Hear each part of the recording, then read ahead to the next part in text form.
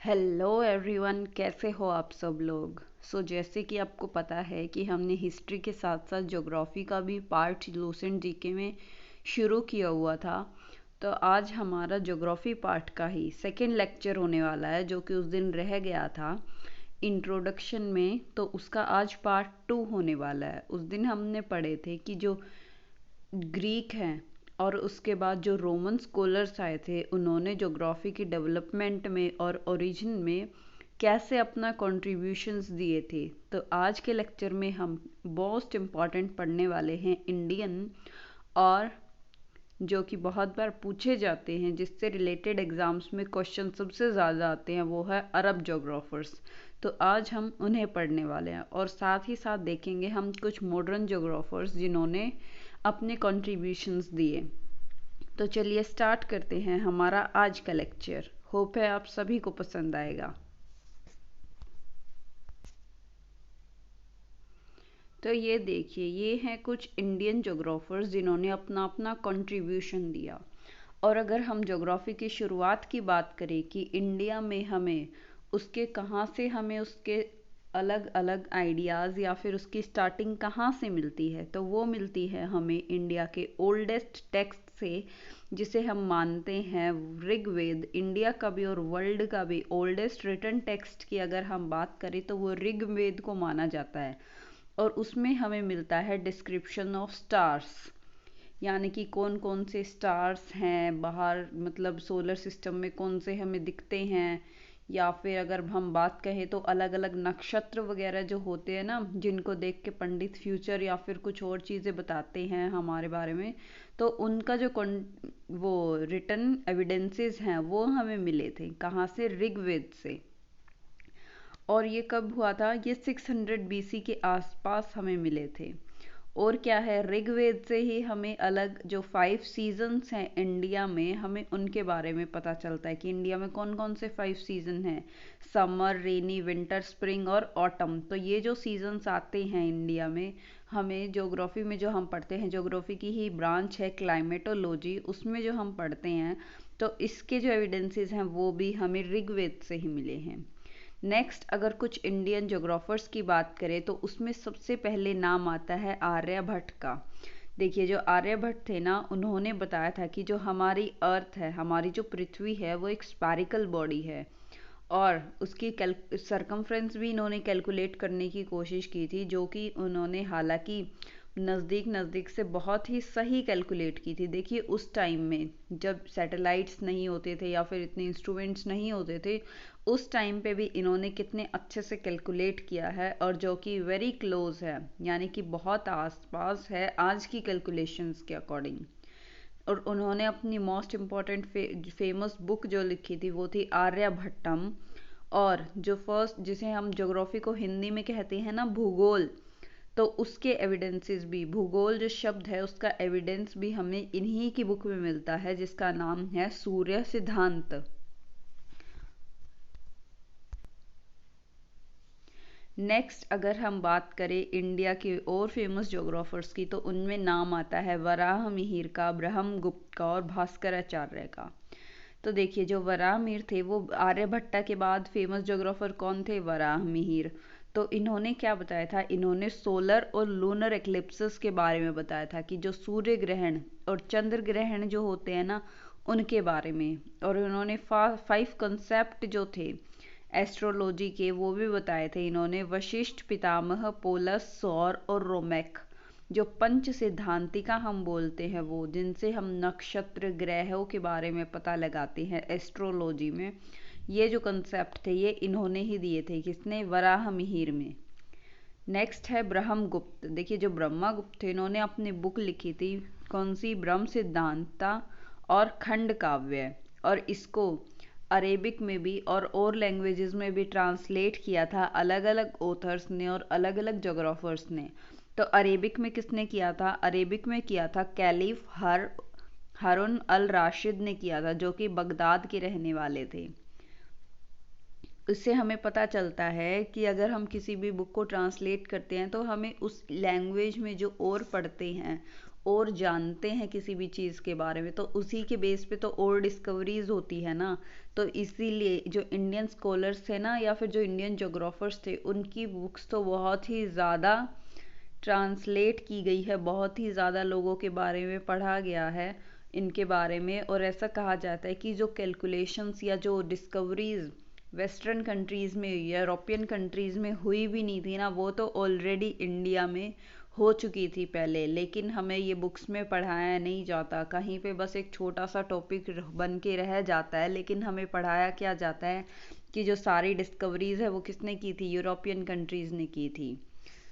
तो इसके बारे में तो क्या ही कहना। लेकिन नेक्स्ट हम पढ़ते हैं भास्कराचार्य के बारे में। देखिए, भास्कराचार्य ने लिखी थी सिद्धांत शिरोमणि और करंत कुतूहल लिखी थी।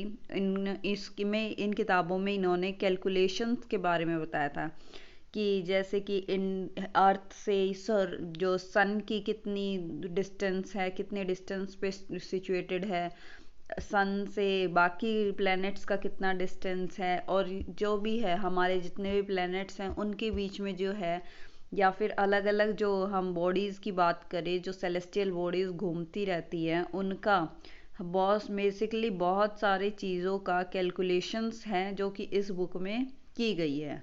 और इन्हीं के अकॉर्डिंग इन्होंने ही बताया था कि जो अर्थ है वो स्फेरिकल है। और क्या है, फोर्स ऑफ ग्रेविटेशन के बारे में भी इन्होंने ही सबसे पहले बताया गया था, लेकिन हमें पढ़ाया जाता है न्यूटन के बारे में। खैर छोड़िए, नेक्स्ट है इनकी मोस्ट फेमस बुक, वो है लीलावती और बीजगणित। और ये जो दोनों फेमस बुक्स हैं ना इनकी, वो मैथमेटिक्स की बुक है। नेक्स्ट है कि हमें जो इंडिया के एविडेंसेस हैं, यानी कि इंडिया के नाम जो हमें पुराने बुक्स में क्या लिखा हुआ मिलता है, तो इंडिया को पुरानी जो बुक्स हैं, पुराण्स हैं, बेसिकली जो इंडिया के वेद और पुराण है ना, तो उन बुक्स में इंडिया को जम्बू द्वीप के नाम से रेफर किया गया है। और जो ईस्टर्न कोस्ट ऑफ इंडिया है उसको इंडियन एंशियंट इंडियन बुक्स में लिखा गया है महेंद्र मलाई। और जो कुछ इंडियन जोग्राफर्स ने कोशिश की थी कि जो प्राइम मेरिडियन है उसे कहाँ से गुजारा जाए, उज्जैन से गुजारा जाए, लेकिन आज के प्रेजेंट टाइम में कहाँ से गुजरता है, वो लंदन से गुजरता है, ग्रीनविच मीन टाइम, जिसको हम प्राइम मेरिडियन कहते हैं, जिससे हम सभी टाइम कैलकुलेट करते हैं। नेक्स्ट अब हम पढ़ेंगे कुछ अरेबियन जोग्राफर्स के बारे में। तो देखिए, जो मोस्ट फेमस अरेबियन जोग्राफर्स थे, और जो क्वेश्चंस हमें हर साल हर क्वेश्चन पेपर में देखने को मिलते हैं, तो उसमें से हम कुछ इम्पॉर्टेंट जो हमें लूसेंट जुके में दिए गए हैं हम वो स्टडी करेंगे।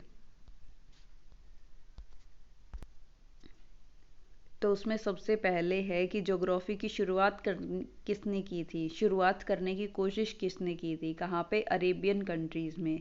तो देखिए, जो कैलिफ हरन उल राशिद है ना, जिन्होंने बुक्स भी अरेबिक में ट्रांसलेट की थी, उन्होंने क्या किया था, उन्होंने एक एजुकेशनल इंस्टीट्यूट खुलवाया था, ठीक है, कि और उसका नाम क्या था, बैतुल हिकमा। और ये किसकी पेट्रोनेज में खुला था, यानी कि किसके अंडर में खुला था, वो खुला था कैलिफ हारून राशिद के में।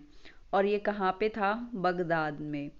नेक्स्ट है जो अरब जोग्राफर थे अल ख्वारिज़मी, इन्होंने एक फेमस बुक लिखी थी जिसका नाम था सिंध हिंद। कैरिफ अल मामून की अगर बात करें तो इन्होंने बुक ट्रांसलेट की थी, किसकी, टोलमी की जो बुक थी ना उसको ट्रांसलेट किया था, और उन्होंने खुद से एक टाइटल दिया था जिसका नाम था अल्मा जेस्ट। देखिए, जो टोलमी की बुक्स की अगर हम बात करें तो हमने पिछले लेक्चर में भी पढ़ा था कि वो कितनी ज़्यादा इम्पॉर्टेंट बुक्स हैं, मतलब उन्हीं के बेस पे बाद में कितनी ज़्यादा डिस्कवरीज हुई थी, जो जोग्राफर्स थे वो और जगहों पे जाने लगे थे, और भी बहुत कुछ, यानी कि इन्होंने मैप मेकिंग में, कार्टोग्राफी में एक तरीके से बहुत ज़्यादा अपना योगदान दिया था। नेक्स्ट है किताबल अशकल। जो किताबल अशकल है वो एक क्लाइमेटिक एटलस थी, यानी कि अलग अलग जगहों के क्लाइमेट के बारे में बताती थी। और इसको बनाया किसने था, इसको बनाया था अल बल्खी ने।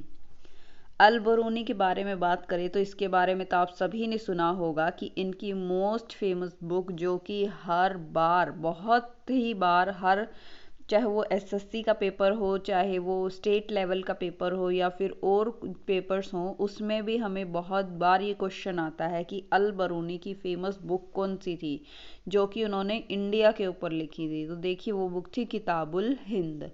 और ये कब लिखी थी? ये लिखी थी इन्होंने 1030 एडी में। और ये जो है पीरियड ऑफ अल बरूनी ही कहा जाता है, और इनकी फेमस बुक थी। इनके बाद यानी कि जो अल बरूनी ने जो बुक लिखी थी ना, उसके बाद कि अल कानून अल मसूदी ने भी एक बुक लिखने की कोशिश की थी। किस सेम स्टाइल पे? टोलमी की अलमा जेस्ट स्टाइल पे। यानी कि जिस तरीके से मैप्स बना के टोलमी ने बुक लिखी थी, तो कि अल कानून अल मसूदी ने भी उसी तरीके से कॉपी करने की स्टाइल कोशिश की थी और अपनी बुक लिखी थी। नेक्स्ट है जो अरब्स थे ना, वो सबसे पहले थे जिन्होंने मॉनसून जो पवनें होती हैं, मॉनसून जो एक टाइप का क्लाइमेट भी है, उसके बारे में उन्होंने कुछ लिखने की या कुछ जो विंड्स हैं उनके बारे में एक्सप्लेन करने की कोशिश की थी। नेक्स्ट है कुछ ऐसे पर्सन्स जिन्होंने अलग अलग जगहों की डिस्कवरी की थी, और फिर उनके ऊपर क्वेश्चंस आते हैं कि जैसे इंडिया की खोज किसने की थी। ऐसा नहीं है कि मतलब वो खोज थी ही नहीं, अब कोई भी जगह है वो तो ऑटोमेटिकली प्रेजेंट होगा ना वहाँ पे, लेकिन होता है कि उसका जो उस तक जाने का रूट किसने फाइंड आउट किया था, या फिर उस जगह पे कोई दूसरी कंट्री से सबसे पहले कौन गया था। तो अगर इंडिया की बात करें तो वो किसने की थी? वेस्को डा गामा ने की थी। हम तो यही पढ़ते हैं कि जो वेस्को डा गामा था वो 1497 में भारत आया था, कैलिकट पोर्ट से आया था। उसका स्वागत एक राजा ने किया था और वो केप ऑफ गुड होप के रास्ते से आया था। लेकिन उससे पहले अगर हम बात करें तो मार्को पोलो को ग्रेट ट्रेड ट्रैवलर माना जाता है, यानी कि जिसने बहुत ज़्यादा, जिसे ट्रैवलिंग का शौक हो और जो ट्रेड्स के अलग अलग रास्ते खोजता हो। तो ये फर्स्ट थे जिन्होंने मेडिटेरेनियन सी से पैसिफिक ओशन गए थे ये। उसके बाद वेस्को ड गामा का तो हमने पढ़ ही लिया है, जिन्होंने नया सी रूट खोजा था। कहाँ का? इंडिया का। वहीं अगर हम क्रिस्टोफर कोलंबस की बात करें तो वो जेनेवा के रहने वाले थे और उन्होंने अमेरिका की खोज की थी। देखिए ऐसा माना जाता है कि जो क्रिस्टोफर कोलंबस है वो निकले तो थे इंडिया की खोज करने, लेकिन जो ट्रेड विंड्स होती है ना, आपने ज्योग्राफी में पढ़ा भी होगा कि जो ट्रेड विंड्स होती है उनके रास्ते वो कहाँ पे पहुँच गए थे? वो पहुँच गए थे अमेरिका, इंडिया आने की बजाय। तो इसीलिए ऐसा कहा जाता है कि उन्होंने अमेरिका की खोज की थी, और इसलिए इन्होंने उसको नाम दिया न्यू वर्ल्ड। और जो अमेरिका नाम है वो दिया था पोर्टुगीज ट्रेवलर ने, अमेरिगो वेस्पुकी नाम था उसका, उनके नाम पे अमेरिका का नाम पड़ा था। नेक्स्ट है जो पोर्टुगीज ट्रेवलर मैगेलन है। उन्होंने क्या किया था? वो फर्स्ट पर्सन थे जिन्होंने पूरे दुनिया में उन्होंने ट्रैवल किया था, घूमे थे। कब तक? 1520 एडी तक। नेक्स्ट जो ट्रैवलर सेलर ऑफ होलैंड है, तस्मान, इन्होंने किसकी खोज की थी? तस्मानिया की खोज की थी, और वो न्यूजीलैंड तक भी उन्होंने ट्रैवल किया था। वहीं अगर हम अमेरिका की बात करें तो ऐसा कहा जाता है कि उनकी खोज की थी कैप्टन कुक ने। ये देखिए ये आ ही गया है कि कैप्टन जेम्स कुक ने क्या किया था, वो कहाँ पे घूमे थे? ऑस्ट्रेलिया भी इन्होंने खोज की थी, इसमें लिखा नहीं हुआ है। और क्या किया था? अंटार्कटिका तक भी गए थे वो। और क्या था कि जो रोल्ड एमर्सन ने क्या डिस्कवर किया था? साउथ पोल डिस्कवर किया था 1911 में। और जो हवाईयन आइलैंड है ना, उनकी भी खोज किसने की थी? रोल्ड अमर्सन ने। उसके बाद अगर हम बात करें कि हमने डार्क एज का पढ़ा था पिछले चैप्टर में, कि जो डार्क एज थी उस टाइम पे कोई भी वो नहीं होता था, डिस्कवरीज नहीं होती थी। उस टाइम पे जो चर्च की डोमिनेंस थी वो बहुत ज़्यादा थी। उसके बाद जो डिस्कवरीज हुई थी वो सिर्फ अरेबियन कंट्रीज़ में हुई थी उसी दौरान। लेकिन उसके बाद एक रेनेसेंस पीरियड आया था, और इस पीरियड में क्या हुआ था कि जो डिस्कवरीज और जो इन्वेंशंस रुक गए थे ना, वो अचानक से ही वहाँ के राजाओं ने, बाकी सब ने कहा कि नहीं ऐसा नहीं, ऐसा कब तक होगा कि मतलब कुछ खोज ही ना हो, कुछ इन्वेंशन ही ना हो, ऐसे तो लाइफ का कुछ मज़ा ही नहीं है। तो चलिए कुछ हटके करते हैं, हम हर चीज़ का कोई ना कोई खोज करते हैं, कुछ नए इन्वेंशंस करते हैं, जिसके पास भी जो टैलेंट है, जो हुनर है, आप उसको दिखाइए। इसी पीरियड में, जो रेनेसेंस पीरियड था, इसी पीरियड में यूरोप के अंदर अलग अलग नए नए इन्वेंशंस हुए थे, डिस्कवरीज हुई थी कि अगर आपको अंदर आर्ट का शौक है, पर और किसी चीज़ का शौक है, इन्वेंशंस का, एक्सपेरिमेंट्स का, तो आप उन्हें कीजिए और नई नई डिस्कवरीज कीजिए। तो इसी पीरियड के अंदर क्या हुआ था, जो प्रिंटिंग प्रेस है ना, जिससे हम अखबार छापते हैं और जिससे बुक्स भी छपती है, तो उस प्रिंटिंग प्रेस की इन्वेंशन कब हुआ था? 1470 एडी में, इसी पीरियड के दौरान हुआ था। और सोलर सिस्टम की के बारे में किसने बताया था? कोपरनिकस ने इसी पीरियड के दौरान बताया था। नेक्स्ट है कि टेलीस्कोप की खोज किसने की थी? गैलीलियो ने की थी इसी दौरान। और जो एस्ट्रोनॉमी पे वर्क था वो किसने किया था? केपलर ने किया था। और जो अर्थ की शेप है स्पीरोइड, वो इसी दौरान बताई थी न्यूटन ने। उसके बाद आते हैं कुछ मॉडर्न जोग्राफर्स। तो देखिए फ्रेंड्स, आप सोच रहे होंगे कि जो मॉडर्न जोग्राफी है इसका कैसे क्या मतलब, इसमें ये वो टाइम था जिसमें जोग्राफी की इतनी सारी ब्रांचेस कैसे बन गई थी। तो अगर हम बात करें तो पहले हम जोग्राफी को पढ़ते थे कि जो जोग्राफी है वो क्या है, डिस्क्रिप्शन ऑफ अर्थ है। हम सिर्फ फिजिकल जोग्राफी पढ़ते थे, जैसे कि कहीं पे माउंटेन्स है, प्लेट्यू है, अर्थ है, प्लेन्स है, या फिर ओशंस है, सेलोशीज है, वो ट्रेंचेस हैं, रिजेस हैं। हम सिर्फ फिजिकल फीचर्स जो अर्थ पे प्रेजेंट है, हम सिर्फ वो पढ़ते थे। लेकिन उसके बाद धीरे धीरे अलग अलग पीरियड्स आए, जो कि हम जोग्राफी में कहते हैं कि अलग अलग पैराडाइम्स आए, जिसमें जो जोग्राफी है उसके अंदर बहुत ही ज़्यादा चेंज आया। अलग अलग मॉडल्स आए, अलग अलग थ्योरीज आई, और अलग अलग बहुत सारे रिवॉल्यूशंस भी आए थे, जिसे हम उसमें बहुत सारे चेंजेस आए। और फिर जो थे जोग्राफी की अलग अलग ब्रांचेस बट गई कि हमें सिर्फ जोग्राफी को एज अ फिजिकल जोग्राफी नहीं मानना चाहिए, और भी बहुत सारे ब्रांचेस लेके आने चाहिए। जैसे कि हमें अर्थ को ह्यूमन जोग्राफी भी पढ़ना चाहिए, यानी कि फिजिकल फीचर्स तो हैं लेकिन उस पे ह्यूमंस किस तरीके से अपना रोल प्ले कर रहे हैं, कि कहाँ पे सबसे ज़्यादा रहते हैं, प्लेन एरियाज़ में, माउंटेन्स में, या फिर जो और भी बहुत सारे चेंजेस है कि उनमें क्या क्या चेंज आ रहा है ह्यूमंस के साथ में, या फिर जो ह्यूमन ट्रेड कर रहे हैं किसी भी जगह पे, तो उसको हम कहते हैं इकोनॉमिक जोग्राफी। कहीं पे पॉलिटिकल कंडीशंस कैसी है जोग्राफी से रिलेटेड, तो उसको हम बोलते हैं पॉलिटिकल जोग्राफी। तो इसी तरीके से बहुत सारी ब्रांचेस निकल के आई। और जो दो मेन ब्रांचेस थी वो थी, एक थी ह्यूमन जोग्राफी और एक थी फिजिकल जोग्राफी। लेकिन वहीं अगर हम बात करें तो ज्योग्राफी में एक डाइकोटोमी भी आई, यानी कि दो ब्रांचेस में बट गई। किस तरीके से, कि भाई हमें ज्योग्राफी को किस तरीके से पढ़ना चाहिए। तो वो थी सिस्टमैटिक ज्योग्राफी और रीजनल ज्योग्राफी। देखिए, सिस्टमैटिक ज्योग्राफी की और रीजनल ज्योग्राफी का फाउंडेशन किसने ले किया था? वेरेनियस ने किया था। लेकिन इसमें हम क्या स्टडी करते हैं कि जो सिस्टमैटिक ज्योग्राफी है उसमें हमें अर्थ एज अ होल को पढ़ना चाहिए, कि जो अर्थ है वो पूरा कैसे है, मतलब जितनी भी कंट्रीज़ है हमें उन सबको साथ में रख के पढ़ना चाहिए।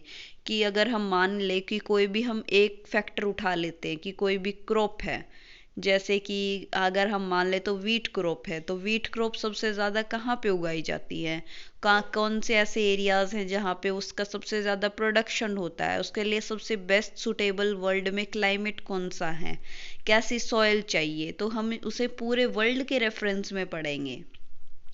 लेकिन वहीं रीजनल ज्योग्राफी में क्या होता है, रीजनल ज्योग्राफी में हम पढ़ते हैं कोई भी एक पर्टिकुलर रीजन उठा के। वो रीजन कितना भी छोटा या बड़ा हो सकता है, उसकी कोई भी फिजिकल या पॉलिटिकल बाउंड्रीज भी हो सकती हैं, लेकिन उसको हम पढ़ते हैं कि एक ही रीजन को उठा के हम उसके अंदर सारी चीज़ें पढ़ेंगे। कोई एक क्रॉप ना उठा के उस पर्टिकुलर रीजन में जितनी भी क्रॉप्स हैं, चाहे वो चाय हो गई, चाहे वो कॉफ़ी हो गई, चाहे वो वीट हो गया, चाहे वो शुगर केन हो गई, वो सारी चीज़ें हम क्या है रीजनल ज्योग्राफी में पढ़ेंगे। तो ये होता है सिस्टमैटिक और रीजनल। इसमें हम ज़रूरी नहीं कि सिर्फ क्रॉप ही पढ़ेंगे, इसमें हम बाकी फैक्टर्स भी इन्वॉल्व कर सकते हैं, चाहे वो नेचुरल रिसोर्सेज हो, या फिर क्रॉप्स हों, या फिर कोई भी कल्चर हो, उसको भी। उसके बाद अगर हम बात करें तो वो थे अलेक्जेंडर वोन हम्बोल्ट। देखिए ये एक जर्मन ज्योग्राफर थे और इन्होंने अपनी मोस्ट फेमस बुक लिखी थी कोस्मोस। तो कोस्मोस में क्या था, इसमें डेवलपमेंट थी, किसकी हुई थी डेवलपमेंट, कोस्मोलॉजी की। तो कोस्मोलॉजी क्या होता है, देखिए कॉस्मोलॉजी होता है कि जितने भी हमारे सोलर सिस्टम में प्लैनेट्स हैं, अलग अलग सेलेस्टियल बॉडीज हैं, वो किस तरीके से काम करते हैं। अब जैसे अर्थ है, वो किसके अराउंड रिवॉल्व कर रहा है, सन के अराउंड, अपने ही प्लेस पे भी रोटेशन कर रहा है और सन के अराउंड भी रिवॉल्व कर रहा है उसी तरीके से। या फिर बाकी जो स्टार्स हैं उनका कैसे प्लेस चेंज हो रहा है, कैसे क्या डिस्टेंस है, तो ये सब स्टडी करते हैं हम कॉस्मोलॉजी में। तो जो हम्बोल्ट थे ना, वो फर्स्ट पर्सन थे जिसने क्या किया था, एक कैनाल बनवाया था, किसके, पनामा इस्थमस के। यानी कि इन्होंने आइडिया दिया था कि किस तरीके से हम एक कैनाल बना सकते हैं पनामा इस्थमस के आसपास। और भी इन्होंने अपना बहुत ज़्यादा योगदान दिया था, इन्होंने अलग अलग जगहों के क्लाइमेट के बारे में बताया था। और परमाफ्रोस्ट कोइन टर्म भी इन्होंने ही कोइन की थी कि कुछ रीजन्स अर्थ पे ऐसे हैं जहाँ पे परमानेंटली फ्रोस्ट चढ़ी रहती है, यानी कि परमानेंटली आइस के अंडर कुछ रीजन्स ऐसे हैं जहाँ पे परमानेंट आइस रहती है। अब जैसे कि अंटार्कटिका है, साउथ पोल है, नॉर्थ पोल है, तो वहाँ पे परमानेंट आइस होती है ना, तो इन्होंने टर्म कॉइन की थी परमा फ्रोस्ट। और क्या था, इन्होंने आइसोथर्म के बारे में भी बताया था। आइसोथर्म होते हैं दो, एक इमेजिनरी लाइन होती है जो किसको कनेक्ट करती है, जहाँ पे सेम टेम्परेचर होता है उसको कनेक्ट करती है। तो इनके बारे में भी किसने बताया था, हम्बोल्ट ने बताया था। और इनका जो मेन कंट्रीब्यूशन था इतना ज़्यादा था, मतलब ये अपने काम को लेके इतने ज़्यादा डेडिकेटेड थे कि अगर इन्हें किसी वोल्केनो के बारे में स्टडी करना होता ना, तो वो पहले खुद जाके उस पे वोल्केनो पे चढ़ाई करते थे, उसके बारे में देखते थे कि वहाँ पे कैसे जो वोल्केनो फटता है, कैसा लावा है, कैसी प्लेट्स हैं, इन सब चीज़ों के बारे में। तो इसीलिए ये इनका जो कंट्रीब्यूशन है वो हर सब्जेक्ट में बहुत ज़्यादा है। और इसीलिए इन्हें फादर ऑफ क्लाइमेटोलॉजी भी कहते हैं, फादर ऑफ मॉडर्न ज्योग्राफी भी कहते हैं, और फादर ऑफ वेजिटेशन ज्योग्राफी भी हम्बोल्ट को ही कहा जाता है।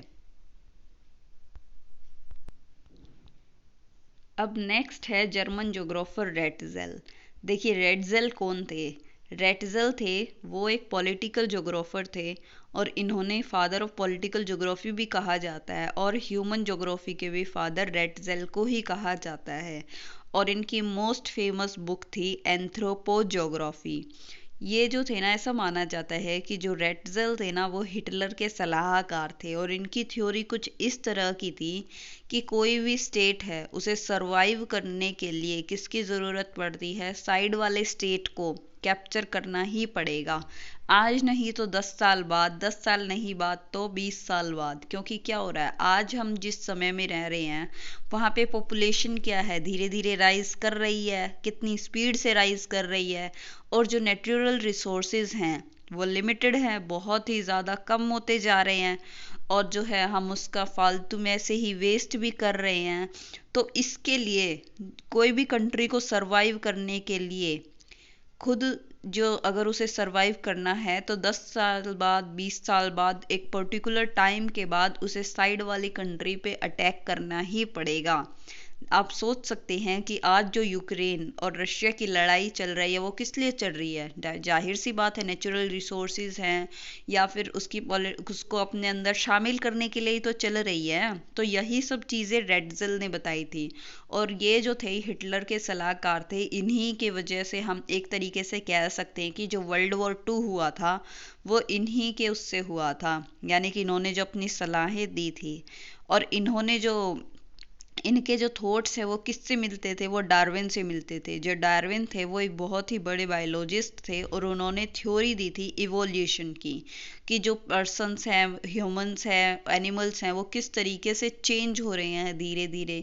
कि भाई ऐसा माना जाता है कि हमारे जो पूर्वज थे वो कौन थे, बंदर थे, फिर बंदरों से धीरे धीरे क्या नाम है, और उनके अंदर डेवलपमेंट्स आए, चेंजेस आए, उन्होंने आग जलाना सीखा, पहिया बनाना सीखा, फिर वो उन्होंने सेटल होना सीखा एक जगह पे, एग्रीकल्चर सीखा, और धीरे धीरे करके आज जो इतने टेक्नोलॉजीज आ चुकी हैं, यह ह्यूमन जो है वो इतना इवोल्व हो चुका है कि आप भी देख सकते हैं। तो ये जो कॉन्सेप्ट है ये किसका था? डार्विन का था। और डार्विन ने एक और थ्योरी दी थी, किसकी? कि अब जैसे कि अगर हम जो एनिमल्स हैं जो फॉरेस्ट में रहते हैं, अब कोई भी लॉयन है तो अगर लॉयन को जीना है तो क्या करेगा? वो हिरन को या उसके आसपास जो भी ऑर्गेनिज्म आएगा उसको मार के खाएगा।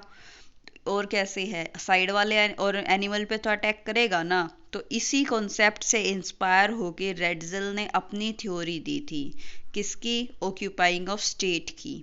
तो इसीलिए हम इसे क्या कहते हैं? फादर ऑफ पॉलिटिकल ज्योग्राफी कहते हैं।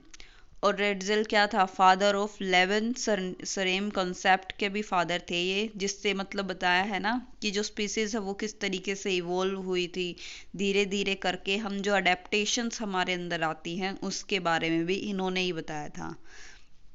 और ये जो बायोलॉजिकल नीड या फिर नेचुरल नीड को सेटिस्फाई करने के लिए हमें अपनी बाउंड्रीज जो हैं, स्टेट की बाउंड्रीज जो हैं वो धीरे धीरे करके बढ़ानी पड़ेंगी, क्योंकि जो नेचुरल रिसोर्सेज हैं वो ख़त्म होते जा रहे हैं। नेक्स्ट अगर हम बात करें तो है French geographer Vidal de la Blache. देखिए जो ब्लाश थे उन्होंने क्या किया था, वो फाउंडर माने जाते हैं किसके? पॉसिबिलिज्म के। पॉसिबिलिज्म क्या होता है? पॉसिबिलिज्म में हम ऐसा मानते हैं कि जो भी इंसान है वो अपनी मेहनत से, पॉसिबिलिटीज होती है कि वो सब कुछ कर सकता है। अब देखिए पहले ऐसे कहते थे कि अंटार्कटिका पे नहीं जा सकते, लेकिन ह्यूमंस के ने इतना काम किया, इतनी मेहनत की, टेक्नोलॉजीज आई, जिससे क्या है अब अंटार्कटिका पे भी कुछ साइंटिस्ट तो रह रहे हैं ना, डिस्कवरीज करने के लिए आते जाते रहते हैं। और ऐसा माना जाता था कि ठंडे प्रदेशों में नहीं रह सकते, वहाँ पे जा ही नहीं सकते, लेकिन जो ह्यूमंस है वो तो माउंट एवरेस्ट पे भी चढ़ाई कर रहे हैं। तो पॉसिबिलिटीज़ है ना। और ऐसा होता है कि जो डेजर्ट एरियाज होते हैं वहाँ पे कुछ भी नहीं हो सकता। ऐसा मानते थे कि ना कि जो राजस्थान का थार डेजर्ट है वहाँ पे पहले कुछ भी नहीं उगता था, लेकिन क्या हुआ, ह्यूमंस ने कितना ज़्यादा डेवलपमेंट की और पॉसिबिलिटीज़ थी, तभी तो जहाँ वहाँ पे इंदिरा गांधी कैनाल बनाया गया। और अब आप देखिए कि राजस्थान वाले इलाके में भी कितने अच्छे से एग्रीकल्चर हो रहा है। तो यही सब चीज़ें होती है पॉसिबिलिज्म के अंदर, कि इंसान की अगर इच्छा हो, उसका मन हो, पॉसिबिलिटीज हो, तो वो कुछ भी कर सकता है। ये सब चीज़ें हम पढ़ते हैं पॉसिबिलिज्म में। और इसके फाउंडर कौन थे? विडाल डी ला ब्लाश थे। और इसके उन्हें ही रियल फाउंडर माना जाता है, किसका? ह्यूमन ज्योग्राफी का।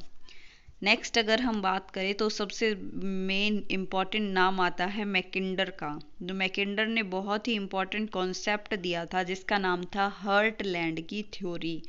और उनकी मोस्ट फेमस बुक थी डेमोक्रेटिक आइडियल्स एंड रियलिटी। तो इसमें क्या था, इसमें इन्होंने बताया था कि जो भी प्रदेश है, अगर कोई भी पर्सन है वो ईस्टर्न यूरोप पे कंट्रोल करेगा ना, तो इसका मतलब है कि वो पूरे के पूरे हर्टलैंड पे या पूरे के पूरे वर्ल्ड पे कंट्रोल कर सकता है। अब वो किस तरीके से, तो चलिए देखते हैं। इसमें लिखा गया है कि जो भी ईस्टर्न यूरोप पे कंट्रोल करेगा वो हर्टलैंड पे कंट्रोल करेगा। क्यों? क्योंकि जो सरकमफ्रेंस है वो पूरी कॉन्टिनेंट की किससे पता चलेगी? उसी तरीके से पता चलेगी। अब जाहिर सी बात है कि ईस्टर्न यूरोप कहाँ पे है? जो रशिया और उसके आसपास के कंट्रीज हैं वो ईस्टर्न यूरोप में ही तो आते हैं ना। तो अगर कोई वहाँ पे कंट्रोल कर सकता है तो वो यूरोप पे कंट्रोल करेगा, यूरोप उस पे रशिया पे करेगा, रशिया पे करेगा तो जिन नीचे की अफगानिस्तान और जो बाकी अरेबियन कंट्रीज हैं वहाँ पे करेगा, वहाँ पे होगा तो जाहिर सी बात है इंडिया पे भी होगा, और इंडिया पे होगा तो इंडियन ओशन पे होगा। तो इस तरीके से ये पूरी बहुत बड़ी थ्योरी है। अगर आपको स्पेशली पर्टिकुलरली मुझसे ये सिर्फ थ्योरी पढ़नी है तो आप कमेंट भी कर सकते हैं, जिसमें मैं आपको बहुत अच्छे से एक्सप्लेन कर सकती हूँ ये थ्योरी, कि जो हर्टलैंड और रिमलैंड की थ्योरी है उससे कैसे जो है, अगर हमारा ईस्टर्न यूरोप पे कंट्रोल होगा तो ईस्टर्न यूरोप पे कंट्रोल होगा तो क्या होगा, जो हमारे ट्रेड रूट्स है ओशंस के थ्रू वहाँ पे भी कंट्रोल होगा। तो किस तरीके से हम, अगर ईस्टर्न यूरोप पे कंट्रोल होगा तो हम पूरे वर्ल्ड पे कैसे कंट्रोल कर सकते हैं। ये जो थ्योरी थी ये मैकेंडर ने दी थी और इसको हम बोलते हैं हर्टलैंड की थ्योरी।